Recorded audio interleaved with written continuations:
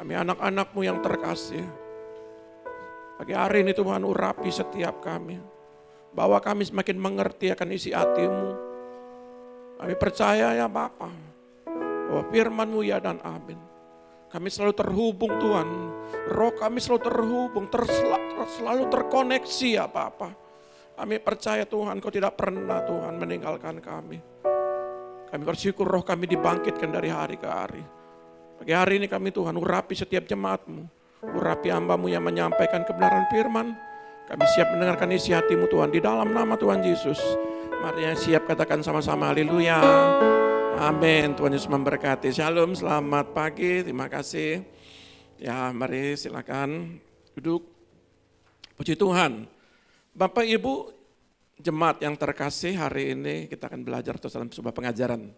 Ya. Saya pernah bagikan ini tentang setengah jam surga sunyi senyap. Ya, kalau di dalam terjemahan lamanya SO sorga, terjemahan baru KBBI surga. Ya, jadi setengah jam surga sunyi senyap. Saudara lihat bahwa saya memberikan sebuah ilustrasi. Di sini saya berikan sebuah gambar tentang materai ketujuh. Dari kitab Wahyu pasal 8 itu dibukakan, ya.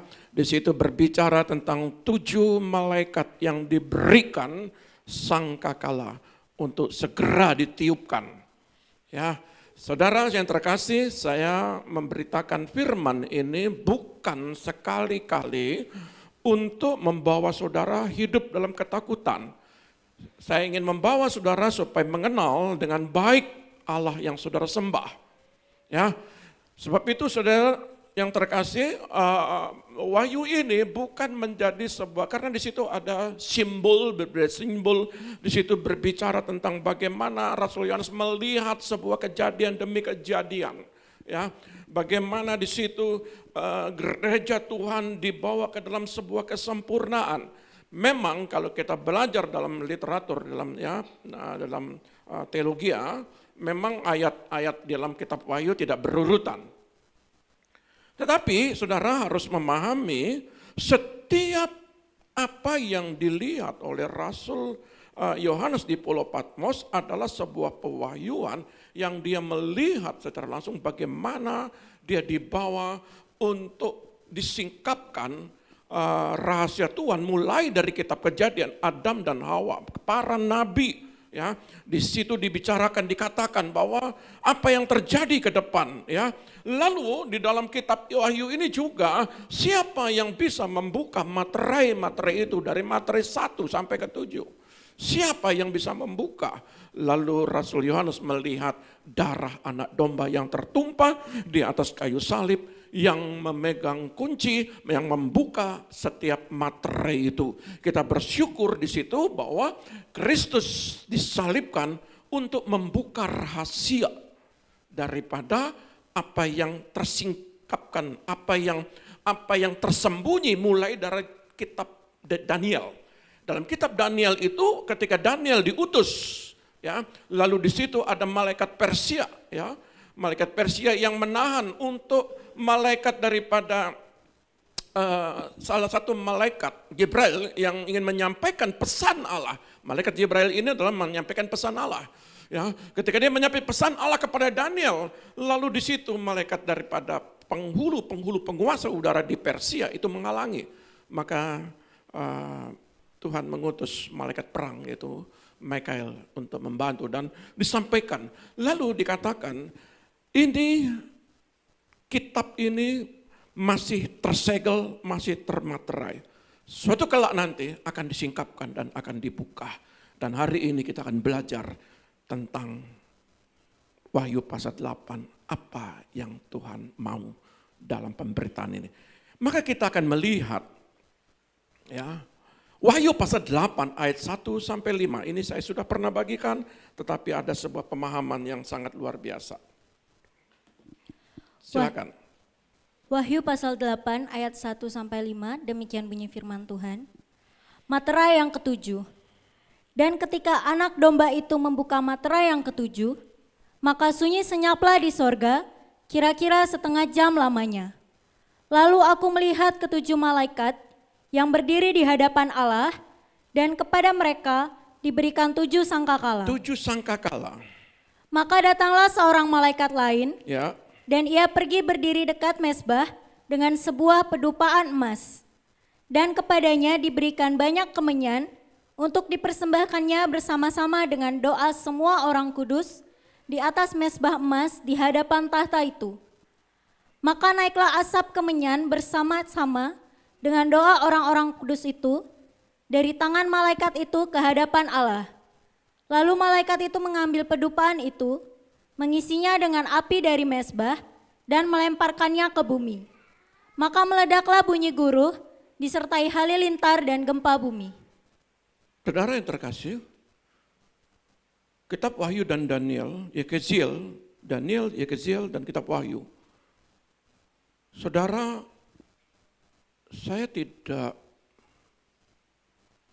saya dalam taraf mempunyai sebuah keinginan supaya saudara punya level yang bisa mengerti dan memberikan pengertian kepada setiap orang. Kalau hanya ditujukan kepada saya pribadi, makanya saya mau bilang begini, Musa itu kewalahan menangani jemaat. Makanya kemarin waktu menangani 600 pelajaran kemarin, 600.000 orang, dia butuh 70 orang. Tapi bagaimana pada waktu dia di situ anak beranak di dalam padang gurun sampai dikatakan sampai 3 juta, ya. Lalu Tuhan juga berkata kepada Musa, kalau engkau memimpin seumat yang besar, kalau engkau sendiri engkau tidak akan sanggup. Maka buat pasukan 100, ya. Saya pernah mendengar itu pasukan 100, pasukan 1000, ya, untuk menanganin setiap jemaat. Jadi saya punya kerinduan begini, khususnya para pelayan Tuhan, para gembala-gembala. Saudara harus bisa mengerti setiap kitab apa maksud ayat ini, belajar terus. Belajar terus. Jadi jangan cukup hanya hari Minggu. Saudara belajar, saudara baca, suatu kelak nanti itu akan bermanfaat bagi saudara. Ya, karena tuntutan yang akan menuntut saudara. Jadi ketika saudara berhadapan dengan orang, saudara akan bisa memberikan pemahaman dan pengertian. Ya, jadi saya rindu. Ini kitab Wahyu ini waktu saya masih SMP, kalau nggak salah masih SMP dan SMA. Itu terus saya dibagiin kitab Wahyu itu sampai saya jadi, begini. Setelah pemahaman berlanjut kepada umur 30, 40, bahkan sekarang 50, ini masih rema. Masih mengerti apa yang dulu yang pernah saya dibagikan. Dan oleh pewahyuan sekarang, setelah saya belajar terus, jadi semakin ditambah-tambahkan. Nah, saudara yang terkasih, pembukaan materai ke-7, materai ke-1, 2, 3, 4, 5, 6, kita sudah pernah bagikan. Ya, nanti saya akan ulang-ulang terus ya. Materai ke-7 bersifat anti klimaks setelah peristiwa-peristiwa yang mengerikan yang terjadi pada dunia. Dari materai 1 sampai materai ke-6. Menurut catatan Yohanes, sunyi senyap berlangsung selama setengah jam. Ya, dan di sini dikatakan sunyi senyap itu segai itu keheningan, silent. Saudara kalau hari ini mungkin saudara dalam sebuah rapat, dalam sebuah gereja, mungkin saudara merasa diri bahwa ada berita-berita yang penting yang harus saudara tidak bisa matikan HP, minimal saudara men-silentnya supaya bunyi tidak terdengar kalau ada orang lain menelpon. Jadi sunyi senyap, tidak terdengar. Saudara lihat, sorga hingar-bingar. Di situ dalam kitab Wahyu dijelaskan bahwa haleluya, hosana, puji Allah, puji Dia yang maha kudus, yang maha mulia, puji Dia. Saudara lihat, begitu di situ pujian-pujian dialunkan, puji-pujian dinaikkan ya kepada Allah yang hidup. Lalu setengah jam sepi, sunyi, tidak ada suara, tidak ada suara sedikit pun. Maka di dalam bahasa aslinya itu keheningan, silent. Saudara mau telepon dari mana hari ini? Selama saudara silent, tetanggamu bahkan saudara pun juga tidak dengar. Itu maknanya. Apa sih yang terjadi? Kenapa sampai setengah jam sunyi senyap, tidak ada suara? Saudara yang terkasih, saya rindu untuk memberikan sebuah pengertian suasana aktivitas surga yang sunyi, yaitu situasi yang sangat penting untuk menjadi perhatian. Setengah jam suasana itu penting untuk menjadi perhatian, maka setiap gereja Tuhan, umat Tuhan, ini juga berita penting. Kalau sorga setengah jam berhenti aktivitas, maka saudara juga harus berhenti beraktivitas. Dalam arah hal apa? Mari kita perhatikan. Wahyu 8 ini berbicara apa bagi kita semua. Ya, sebab itu apa yang membuat? Lalu saya mencari tujuan Allah pada kitab Wahyu ini. Dan saya selalu belajar untuk mencari latar belakang. Apa sih yang dimau, apa sih yang dimaksud dalam kitab. Setiap ayat, setiap pasal, ya, setiap kitab, setiap pasal, setiap ayat itu apa tujuannya diberitakan. Saudara, kita mendengar suara Roh Kudus. Tujuan Allah dalam kitab Wahyu pasal 8 ini supaya kita mendengar suara Roh Kudus dan melakukan tindakan nyata dalam kehidupan yang berubah, hidup dalam kebenaran. Kenapa? Karena Allah mempunyai perhatian khusus kepada setiap umat Tuhan di bumi ini. Bahkan setiap gereja, setiap para pelayan, setiap anak-anak Tuhan. Allah itu mempunyai perhatian yang khusus kepada saudara hari ini. Yang kedua, pergunakan waktu dengan maksimal untuk bersekutu dan mengenal kehendak dan perintahnya. Sehingga kita dapat terluputkan dari hukumannya. Kenapa? Kenapa betapa pentingnya setengah jam ini? Tuhan mau saudara itu pergunakan waktu ini dengan maksimal. Supaya saudara bisa bersekutu, mengenal secara pribadi. Apa hukum-hukumnya? Apa perintahnya? Apa tujuannya? Karena setengah jam ini ketika nanti di pasal kedua saya menjelaskan sangkakala itu diberikan. Allah lihat dulu, sudah tepatkah sangkakala ini diberikan sampai hari ini? Allah masih menunggu saudara. Kalau sangkakala diberikan satu saja, ditiupkan. Wow. Saudara sudah bisa lihat.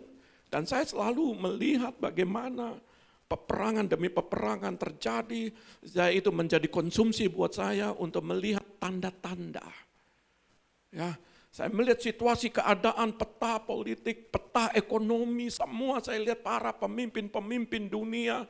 Ya, saya selalu memperhatikan supaya apa? Saya menjadi konsumsi buat saudara, buat saya untuk menyampaikan bahwa betapa pentingnya saudara ini berwaspada dengan waktu ini. Yang ketiga adalah Tuhan selalu memberikan peringatan terlebih dahulu sebelum melaksanakan penghukuman. Dan dia tahu bahwa peristiwa ayat 2 ini, sebelum ayat 2 dia melihat bukan Allah itu bimbang atau ragu. Allah tidak pernah seperti itu. Tapi dia masih menunggu dan menunggu dan menunggu dan menunggu. Tetapi ketika waktunya sudah tiba, siapa diri kita di hadapannya? Maka ketika dia memberikan sangkakala ini, tiup segera. Maka mulai ketika ditiupkan. Saudara, peristiwa ini adalah peristiwa sekali lagi saya mau sampaikan. Peristiwa ini menurut dalam beberapa para teolog, peristiwa ini seharusnya gereja Tuhan tidak boleh ada. Tidak boleh ada. Memang ada beberapa banyak pendapat. Tetapi saya setuju dengan pendapat para teolog yang menyatakan bahwa di dalam Wahyu pasal 8, sangkakala dibunyikan, maka gereja Tuhan Tidak boleh ada, harus diangkat. Nanti kita akan bahas sangkakala 1-7. Jikalau kita terkejut atau tidak siap dengan hukumannya, berarti itu salah kita sendiri yang tidak memperhatikan peringatannya. Berkali-kali saya sampaikan seperti Wahyu, seperti Nuh. Nuh menyampaikan dan saya menyadari, Nuh saja sampai 120 tahun bertobatlah. 1 minggu sebelum pintu Bahtera ditutup, dia terus, mungkinkah di situ dari pagi sampai malam, dia terus mengingatkan. Dan saya menyadari itu, betapa gundah gulananya Nuh ini menyampaikan. Dan itu dia sedih, dia melihat sekeliling. Aduh, cuma anakku. Aduh, cuma mantuku dan istriku. Mana yang lain? Betapa robeknya jiwanya Nuh ini. Dan dia harus melihat di situ ada kambing, ada domba, ada singa, ada binatang-binatang lain yang bisa masuk. Mana umat-umat yang kuberikan? Aku tidak pernah khotbah sama binatang-binatang itu. Tapi kenapa dia masuk di dalam Bahtera? Justru umat-umat yang aku beritakan 120 tahun, firman yang aku beritakan, tidak ada satupun kecuali anak saudara paling milikku. Dan hari ini juga saya terus menyampaikan, saya tidak pernah kenal lelah. Saudara hilang, saudara jatuh, itu keputusan saudara. Bukan keputusan saya. Ya, firman saya selalu memberitakan. Karena level sekarang bukan level zaman dulu dibelai-belai. Makanan susu dan bubur. Sekarang makanannya jagung adalah makanan keras. Bumi akan masuk dalam masa-masa gelap. Pada waktu itu akan terjadi banyak malapetaka. Ada 7 materai.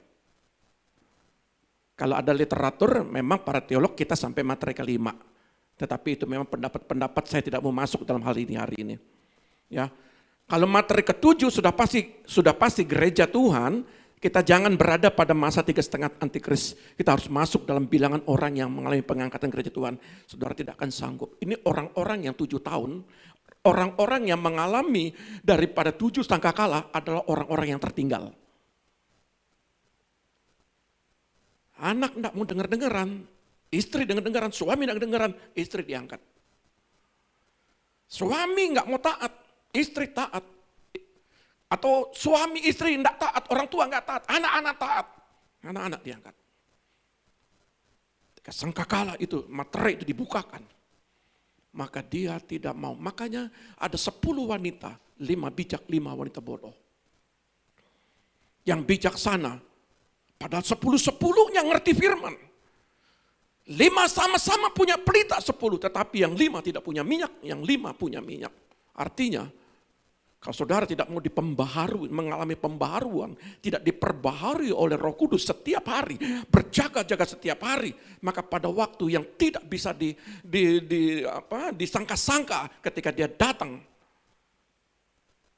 saudara, bagi saya adalah seberapa jauh engkau mau dipulihkan atau mau tidak dipulihkan, saya tetap makan dan minum, tidur dan nyenyak.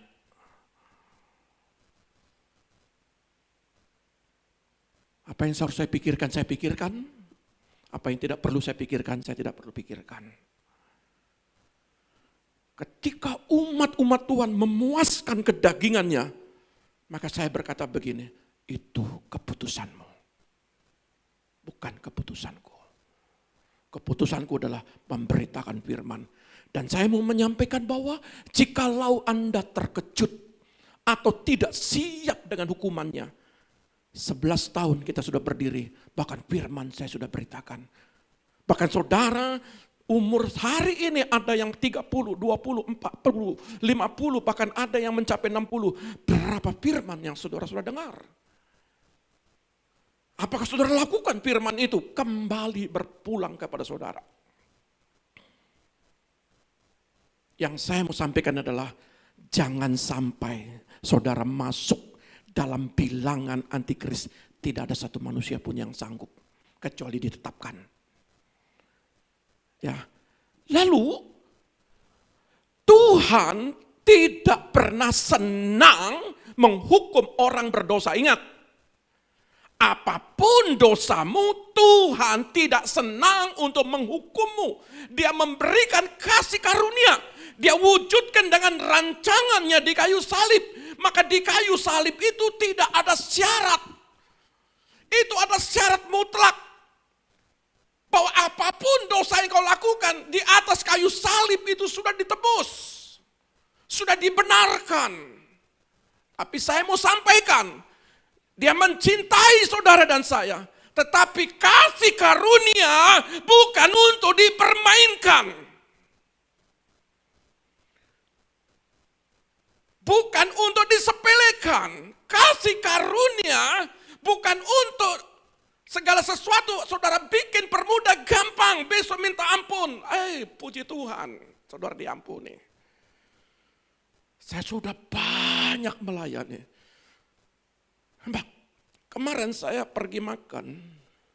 Pada waktu saya makan, saya ditelepon. Saya makan, ibunya bilang, Pak tolong, ini doakan, video call. Ada seorang ibu-ibu, oma-oma tua. Sudah seperti mama saya itu gemuk karena infus. Jadi mohon maaf kata, seperti mama saya itu keluar karena sudah istilahnya menunggu hari. Lalu saya doa di situ, pulihkan, bersyukur ibu. Saya tuntun dia, minta pengampunan, lepaskan pengampunan. Orang yang bersalah, bahkan orang yang ibu lakukan untuk menyakiti, melukai, atau ibu dilukai, ibu harus melepaskan pengampunan. Dia ikut kata-katanya. Puji Tuhan, saya bilang keluarganya aman. Kalau game over, belum ada istilahnya pelepasan, belum ada pemulihan, mau kemana? Penting sekali. Detik-detik terakhir itu menentukan. Makanya di sebelah Yesus, hari ini juga kau bersama-sama dengan aku. Di sebelah Yesus itu menghujat. Buktikan kalau engkau Tuhan. Yesus sekali lagi, dari dua pribadi ini, dia memberikan sebuah keputusan. Ternyata yang satu, hari ini juga Tuhan, kalau engkau sampai di Firdaus, ingat-ingat akan aku. Tapi yang satu tidak. Artinya, dari peristiwa ini, Tuhan tidak pernah memaksa saudara. Saudara mau berubah, mau dipulihkan atau tidak. Kalau Tuhan saja tidak memaksa, apalagi saya hamba Tuhan. Tidak pernah. Pada waktu murid-murid Yesus bilang begini, lihat dari perumpamaan itu. Ada ilalang, ada gandum. Loh, kenapa tumbuh ilalang ini? Cabut saja. Jangan dicabut. Biarkan dia tumbuh. Nanti pada waktu panen, itu dipisah. Yang gandum masuk ke lumbungku, yang ilalang masukkan dalam pembakaran api. Dan itu kekal selama-lamanya. Lalu dalam peristiwa ini, maksud dalam Wahyu pasal 8 ayat 1 menjelaskan dua peristiwa penting sampai hening. Sekali lagi, Allah bukan ragu, Allah bukan artinya merasakan, wah bagaimana, laksanakan apa tidak. Saya kasihan lihat, umpamanya lihat Pak Yakub masih belum siap. Oh jangan tunda, enggak bisa begitu. Siapa saya kalau saya buat salah? Ya, siapa saya? Aku sudah berikan kesempatan bagimu untuk menjadi hamba Allah, menjadi gembala. Kau sampaikan, ternyata engkau tidak melakukan apa yang seharusnya engkau pahami, engkau mengerti. Banyak pelajaran sudah kau terima, kalau engkau tidak berubah, maka itu salahmu sendiri. Pengertian dalam Wahyu pasal 8 ini adalah penghukuman bagi mereka yang tidak mau bertobat di ayat kedua. Dan Tuhan juga mendengar doa orang-orang kudusnya ayat 3 dan ke-5. Nah ini dua ini yang saya mau jelaskan. Maka kita masuk dalam pertama dulu. 7 sangkakala. Kenapa sangkakala ini betapa pentingnya untuk saudara tahu?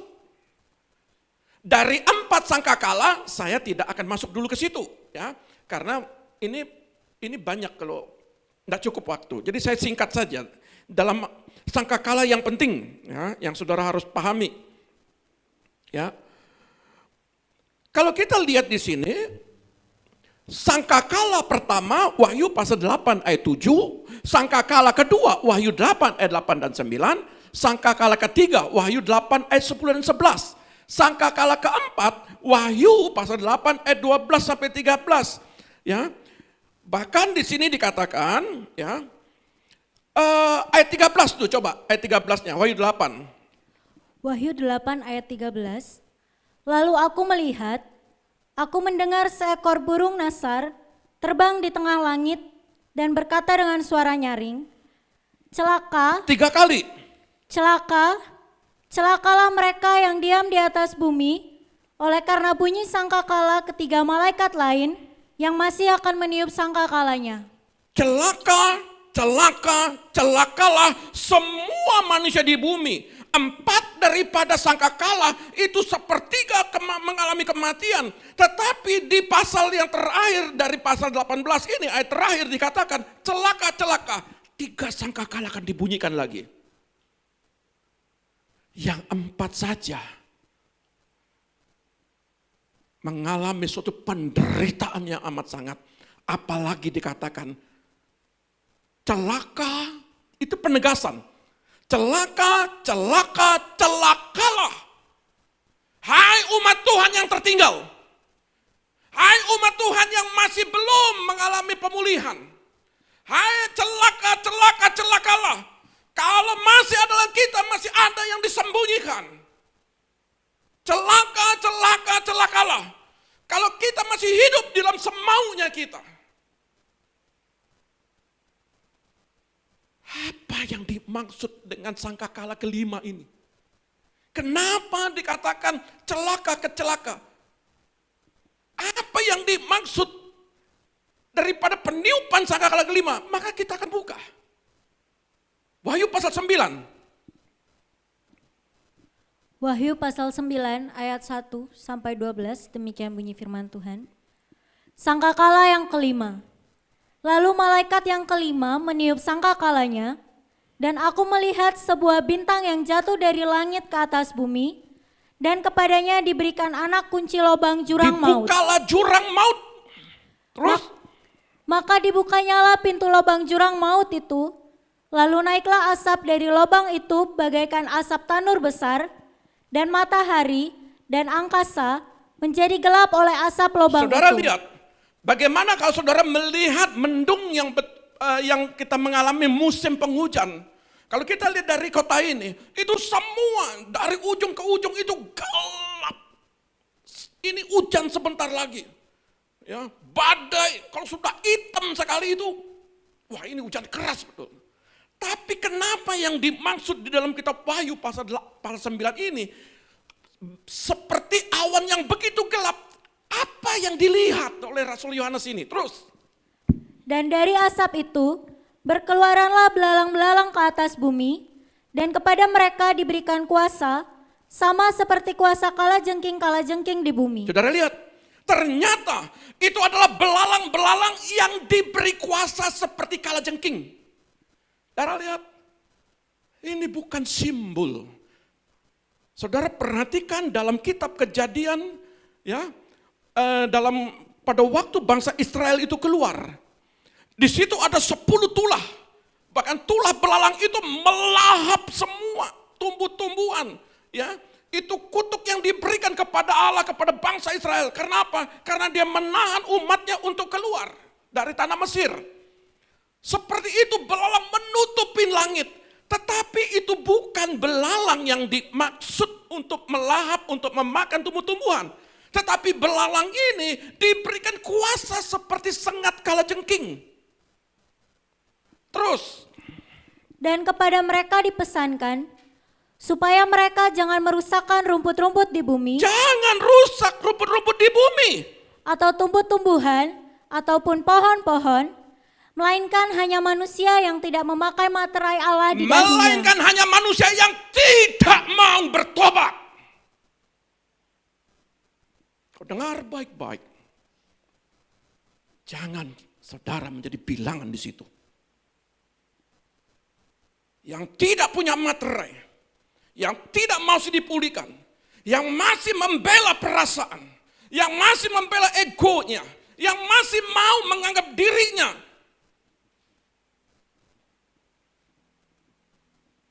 paling benar daripada orang yang terbenar. Saudara yang tidak punya materai, jangan rusak rumput. Saudara pernah lihat, saya pernah lihat bagaimana pohon itu habis ketika belalang pindahan, pelahap, pelompat, pengerik, 4 belalang kasih habis itu pohon sampai tinggal batangnya, bahkan kulit-kulitnya. Dalam kitab Yoel pasal kedua juga dijelaskan di situ. Dikatakan jangan makan rumput pohon, siksa manusia yang tidak punya materai.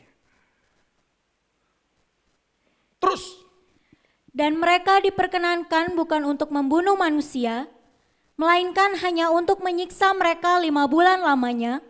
Dan siksaan itu seperti siksaan kalajengking apabila ia menyengat manusia. Terus Dan pada masa itu, orang-orang akan mencari maut, tetapi mereka tidak akan menemukannya. Dan mereka akan ingin mati, tetapi maut lari dari mereka. maut lari daripada mereka. 5 bulan, saudara tidak usah banyak, 1 saja kalajengking. Saudara pasti cari dokter. Oh, panas dingin, itu 1 malaikat, 1 belalang. Ya, sangat kalajengking. Tetapi Alkitab berkata, dia menutupin langit.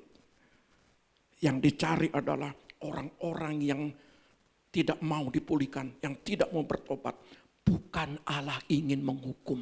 Sekali lagi, Allah tidak mau menghukum orang yang berdosa. Tetapi karena kita yang mau masuk di dalam hari dan waktunya, kita sudah diberi kesempatan, jangan masuk di situ. Jangan mau hidup di dalam dosa. Jangan mau hidup di dalam kemauanmu sendiri. Jangan sampai. Tetapi karena kita memberontak kepada Allah, kita mau melawan kuasa Allah, kita tidak mau mengalami ketetapan-ketetapannya, tidak mau melakukan apa hukum-hukumnya, maka saudara yang memilih, bukan Allah yang memilih, tapi saudara yang memilih untuk ada di situ. Saudara yang memilih. Makanya saya mau bilang, mohon maaf kata, saudara mau puaskan dagingmu, saudara yang akan menerima akibatnya.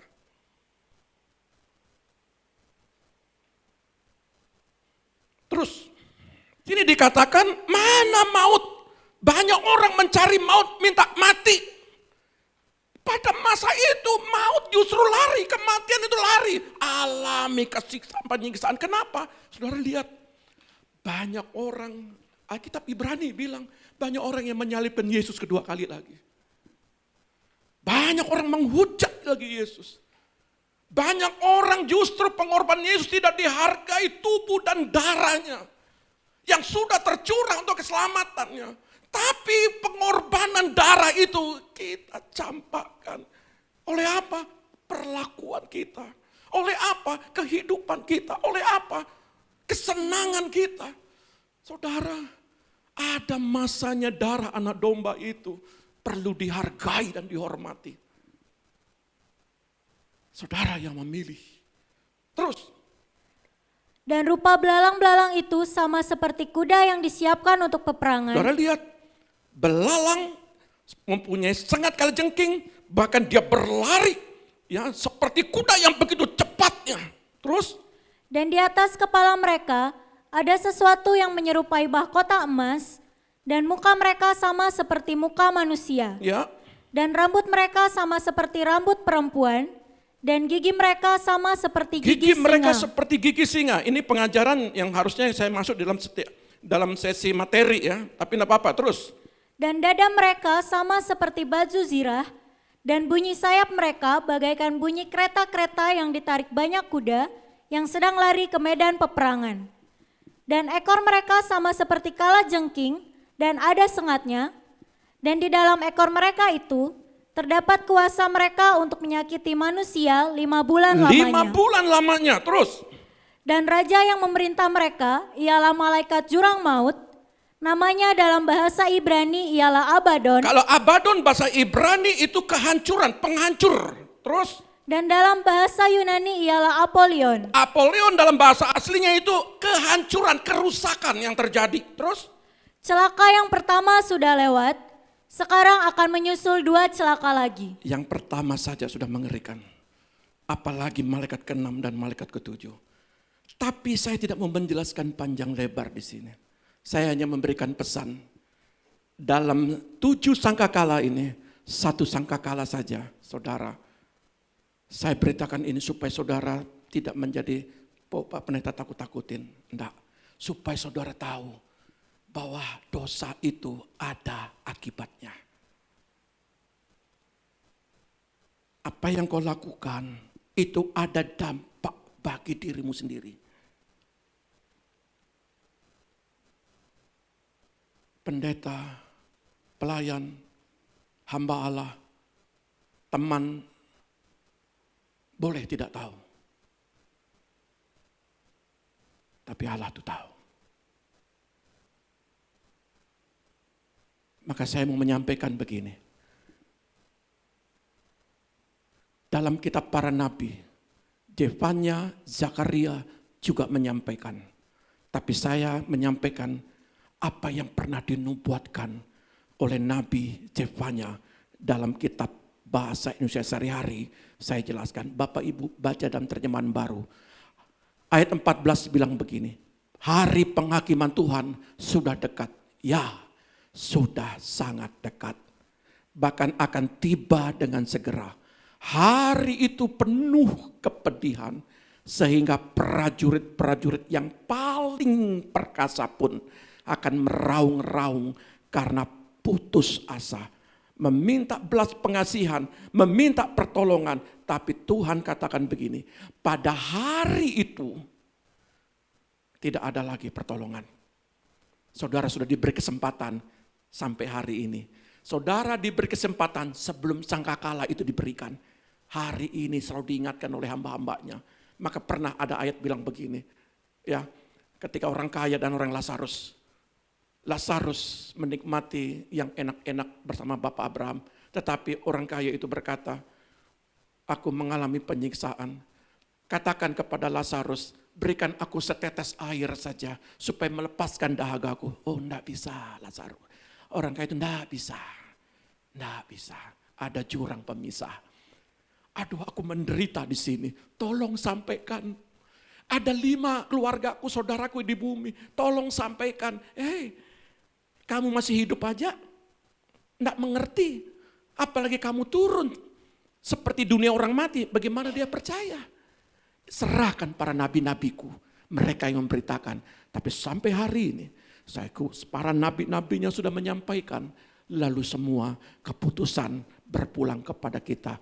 Saudara kehilangan, tertinggal kereta, saudara bisa beli tiket lagi. Bisa beli tiket. Saudara banyak duit. Tapi untuk yang satu ini, saudara meraung-raung, menangis dengan amat sangat. Kasih karuniaku cukup pada saat itu. Tapi pada saat ini ada kasih karunia. Dosamu apapun diampuni.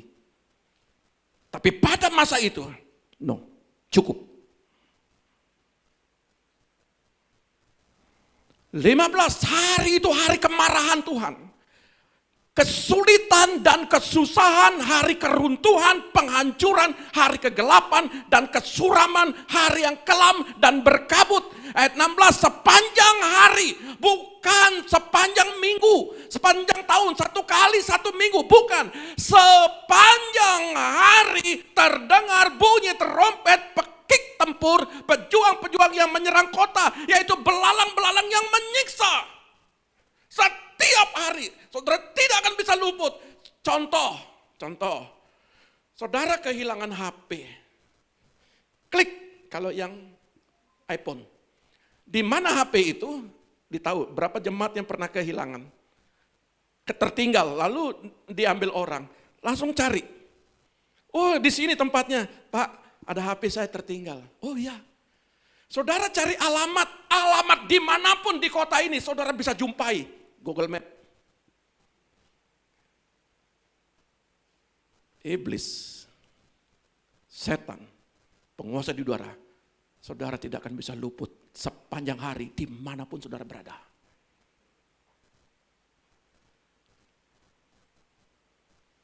Kota-kota hancur, menara-menara tinggi juga hancur, dan ayat ke-15, 17 berkata, Tuhan berkata, aku akan mendatangkan banyak bencana atas umat manusia yang tidak mau dipulihkan, yang tidak punya materai, yang tertinggal, itu hukuman. Tetapi bagi saudara, hari ini ada kasih karunia. Sampai hari ini ada kasih karunia. Berbahagialah mereka yang sudah berangkat di luar, karena dia tidak masuk dalam bilangan ini. Jadi kalau ada bapak, ibu, suami, istri, anak dipanggil Tuhan di luar, aduh enak dia ya, tidak mengalami. Tapi kalau kita masih mikir-mikir, diangkat enggak, makanya berdoa supaya diangkat. Jangan hidup enggak benar.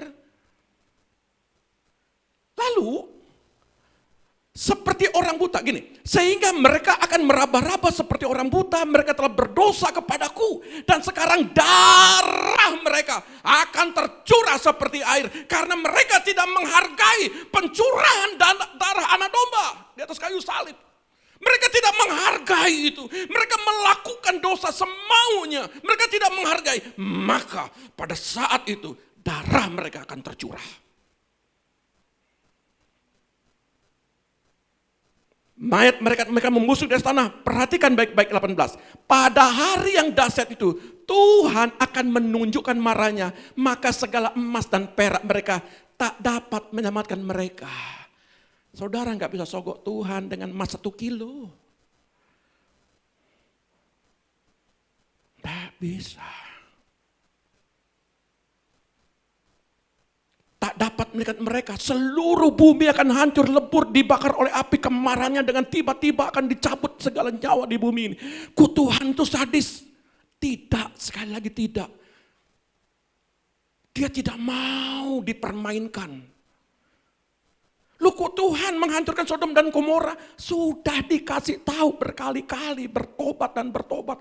Kok Bataran semua dikasih habis dengan banjir? Berkali-kali dikasih tahu, mereka tidak mau bertobat. Dan sampai sekarang juga berkali-kali dikasih tahu. Tuhan mengasihi selama ada kesempatan saudara mau dipulihkan. Tetapi ketika sudah ditetapkan sangkakala mesti harus dibunyikan, maka Tuhan tidak bisa. Tuhan apa yang sudah beritakan dalam firman, maka harus dilaksanakan. Dia tidak akan menarik apa yang diperkatakan. Dalam Alkitab dikatakan bahwa Allah tidak akan menjilat ludahnya sendiri. Menarik apa setiap perkataannya. Jadi bagi saudara dan saya hari ini, lewat peristiwa para nabi Jefanya maupun kitab Wahyu ini menjelaskan supaya saudara berpikir dengan baik. Bahwa ketika saya hidup di dalam dosa, jiwa saya mengalami maut yang berkepanjangan. Baru di bumi, belum di penghakiman nanti, di neraka lagi, tambah lagi. Itu kekal selama-lamanya. Kenapa kita memilih yang tidak enak? Kenapa kita memilih untuk kita binasa? Mari kita pilih hidup berbahagia. Mari kita pilih hidup bersama-sama dengan Kristus, bersukacita. Pilih itu. Yang di bumi sementara. Saya ingatkan, anak saya juga. Detik-detik selama beberapa bulan ini dia terus mempersiapkan diri. Dia persiapkan diri, sakit-sakit dia melayani Tuhan. Ya, dia terus tidak mau terkontaminasi.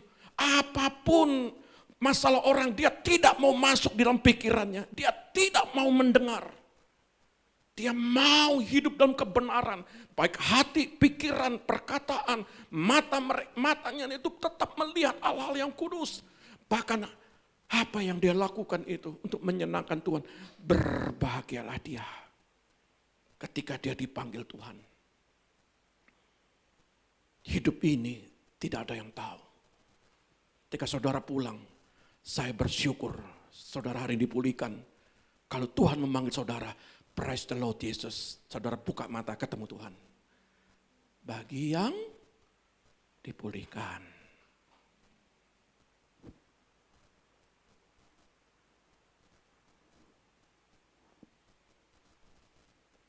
Dua, doa orang kudus ditampungnya. Wahyu 8 ayat 34. Wahyu 8 ayat 3 dan 4.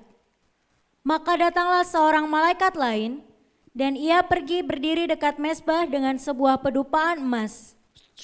Terus? Dan kepadanya diberikan banyak kemenyan untuk dipersembahkannya bersama-sama dengan doa semua orang kudus di atas mezbah emas di hadapan tahta itu.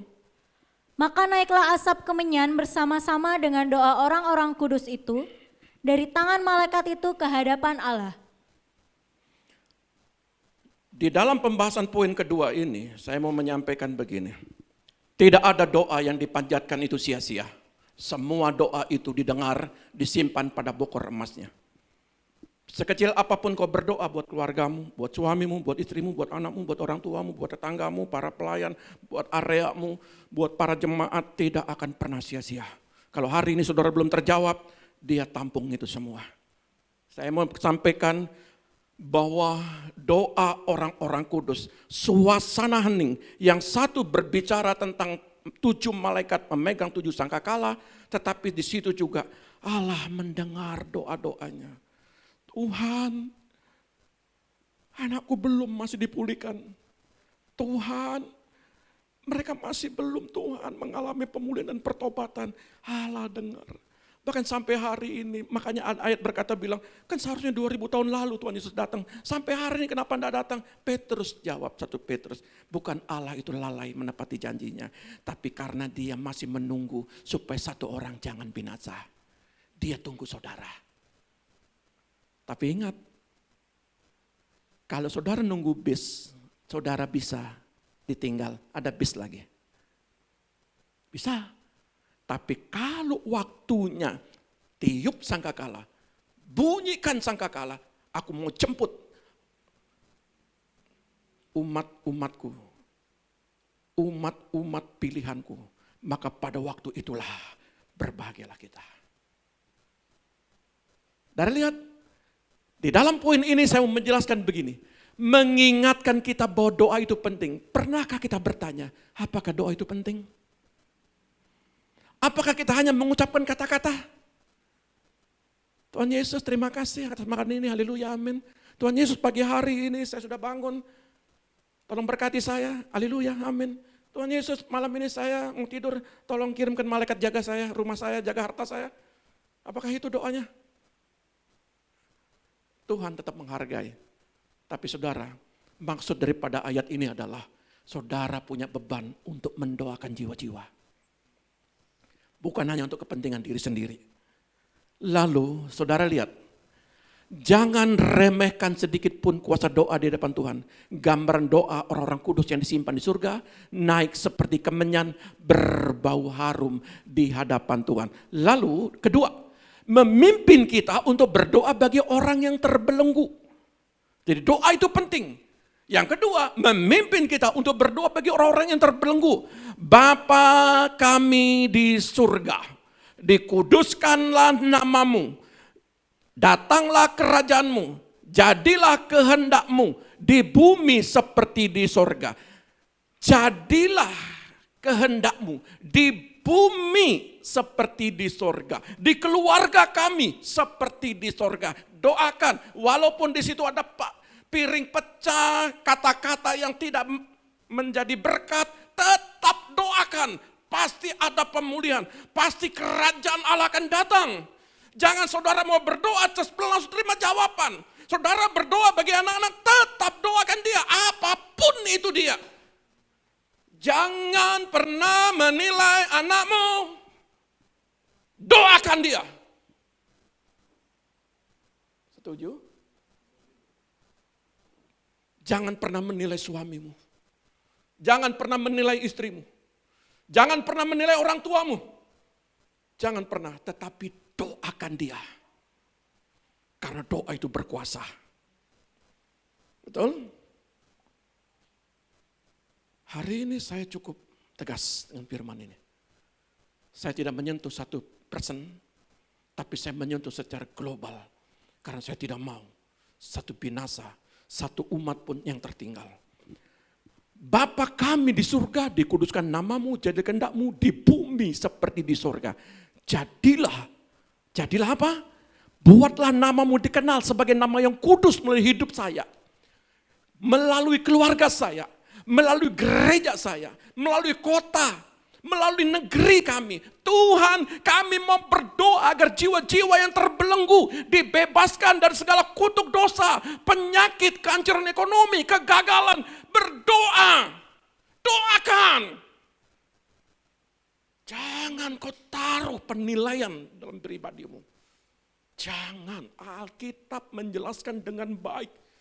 Barang siapa yang menghakimi, maka kamu juga tidak luput dari penghakiman. Saya berkali-kali menjelaskan, ketika orang Yahudi dipukul oleh orang Samaria, dia tergeletak, dia dirampok, diambil hartanya. Orang Yahudi tidak ada yang menolong, tapi orang Samaria yang menolong. Menaikkan di keledai, membawa dia untuk di suatu tempat di hotel, kasih mandi, kasih makan, kasih uang, obati. Nanti kalau kurang, aku akan aku ganti. Jiwa saudara harus miliki itu. Miliki. Saya cari yang terhilang saya cari. Yang tersesat saya cari. Yang tidak berdaya saya cari. Setiap hari, belum telepon, belum saya kuliah, belum saya pergi untuk terus mencari. Kemarin saya senang sekali, saya pergi ke Tabanan. Jauh, saya cari. Miliki jiwa itu. Yang di rumah sakit cari.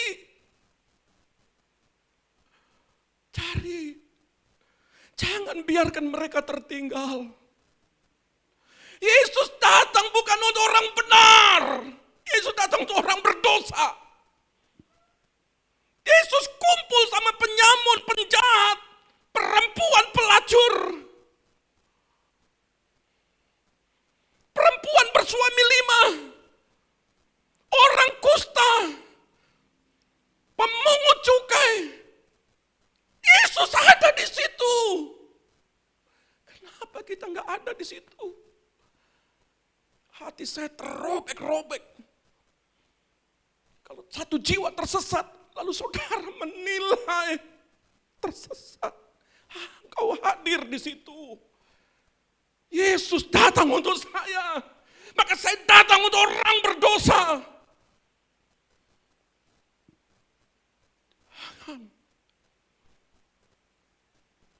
Tidak ada satupun, bahkan yang di luar kota, saya bisa usahakan telepon.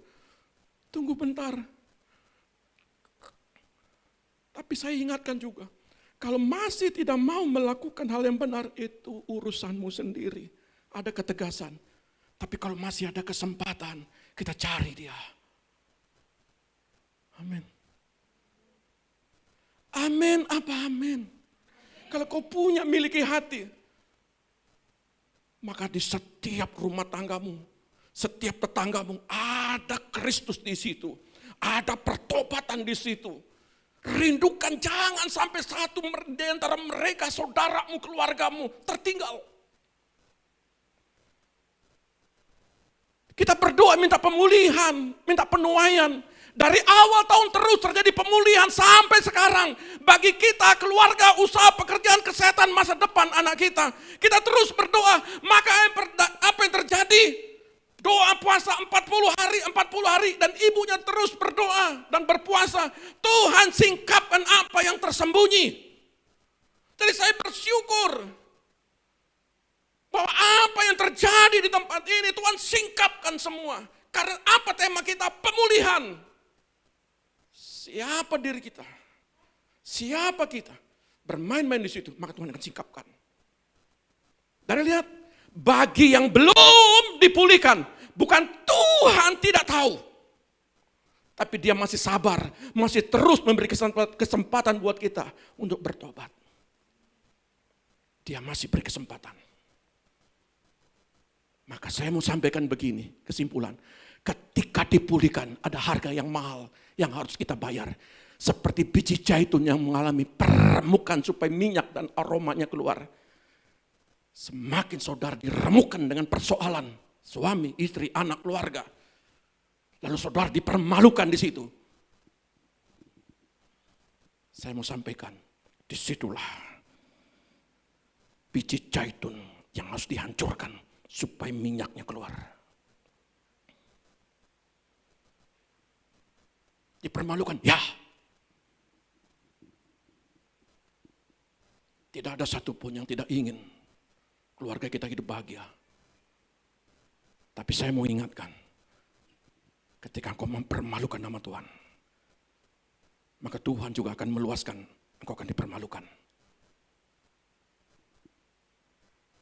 Tapi bagi engkau yang dipermalukan, hari ini siapapun Anda, belajar seperti pohon zaitun, buah zaitun dihancurkan, tidak apa-apa, terima.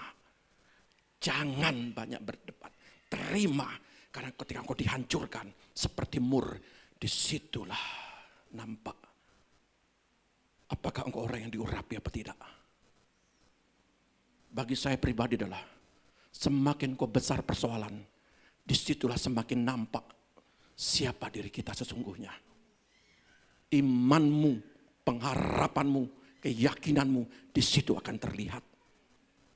Saudara lihat, jangan tunda-tunda untuk mengalami pertobatan. Pulihkan hidupmu sekarang sebelum terlambat.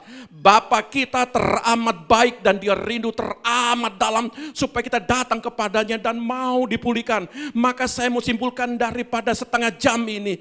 Tuhan, kenapa Bapa setengah jam itu sunyi senyap? Kenapa? Karena Bapa kita tidak mau menghukum anak-anaknya. Dan sampai saat ini dia terus memberikan kesempatan bagi kita untuk dipulihkan. Bapa mau supaya kita menghargai pengorbanan darah yang mahal dari Yesus Kristus yang mati untuk kita di kayu salib. Masih terus memberikan kesempatan. Masih terus memberikan kesempatan. Bahkan Bapa mau supaya kita menjadi bilangan orang yang mengalami pengangkatan gerejanya. Bahkan Bapa mau supaya kita berada dalam kerajaannya dan hidup kekal selama-lamanya. Dia mau, Bapa itu rindu. Sampai hari ini dia rindu. Cara manusia. Saya sudah melewati dua anak kami ini. Melewati sebuah proses. Lalu sekarang saya harus berhadapan dengan persoalan-persoalan orang lain. Tapi saya mau sampaikan begini. Kalau Bapa rindu sama saya untuk menyelamatkan saya, maka Bapa, pakailah saya Tuhan untuk menjadi alatmu. Dimanapun saya berada, siapapun orang itu, apapun masalahnya, hadirkan saya di situ Tuhan. Kenapa? Karena kerajaanmu hadir di dalam hatiku. Aku mau Engkau pakai Tuhan untuk menghadirkan kerajaanmu bagi orang-orang yang tersesat. Hadirkan itu Tuhan. Hari ini saya mau sampaikan pengajaran ini. Ayo. Mintalah kepada Tuhan. Tuhan, pakai saya. Masih ada keluarga saya Tuhan, yang masih hidup dengan kesenangan duniawi.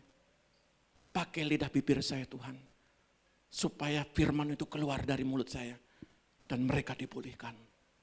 Setuju? Setuju? Mari kita datang kepada Tuhan.